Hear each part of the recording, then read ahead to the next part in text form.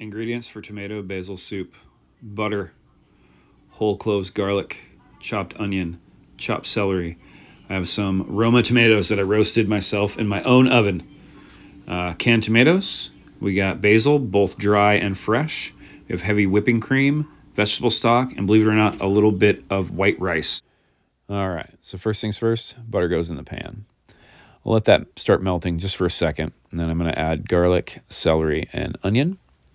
I'm going to cook that in the butter, not on a super high heat, kind of on a medium heat, just enough to melt the butter and to start to sweat down all the veggies. I'll give them a big pinch of salt at this point to kind of help draw some moisture out. Also, this is where I'm going to put the dried basil in. Anytime you're using dried herbs, you want to put them in as early as possible to your recipe so they cook as long as possible. If you're finishing your dish with dried herbs, it's not going to turn out well. But if you put them somewhere like in a braise or something where they're going to cook for a really long time, they're great for that. So now that my veggies are starting to soften, again, you don't see any browning, just kind of a softening. The butter's absorbing flavors. Once you get to about this stage, you can go ahead and start adding your tomatoes. I got roasted Romas that I did the night before going in there. I have a couple big cans of tomatoes going in. Another trick for canned tomatoes is you always rinse the can before you recycle it, right?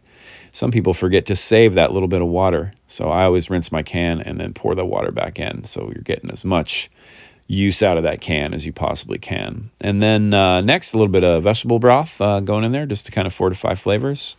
Okay, so we've talked a little bit about dry basil. Let's talk a little bit about fresh basil and how to deal with it.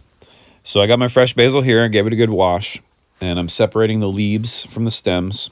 I'm going to take the stems and throw them back into the soup pot, just let them simmer.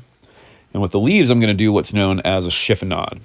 And all that means is I'm going to take the biggest leaves first and roll myself up a couple big basil cigars and then just slice them as thinly as possible, making little ribbons.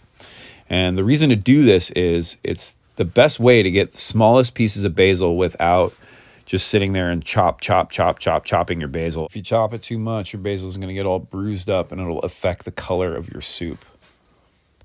Once I have all my cigars chopped up, I'll just go through the whole pile one more time with my knife. Okay, so to finish this guy off, now that we've been simmering for a good long while, I'm going to first pick out the basil stems. I'm just going in there with a pair of tongs, picking out as many as I can. If you miss a little piece here and there, it's not the end of the world, but try to get out as many of the big pieces as you can. Next, I'm going to add the cooked rice. Now, adding that rice is going to slow or stop your simmer, so make sure your soup comes back up to a full simmer before you blend it. So for blending, I'm using this extremely large and very impressive immersion blender. You may have a smaller stick blender or even a stand-up mixer or blender that you're going to use. In any case, no matter what tool you're using, don't underblend this. You can't blend it too much. You know, you'd be surprised how long a piece of onion or a clove of garlic can hide in a pot. So really make sure that you're blending and blending and blending and blending. And once you feel like you got a good blend, go ahead and add your heavy cream. Blend a little bit more till it's nice and buttery smooth. And then very last, after the heat's off, add that fresh basil and you're ready to go.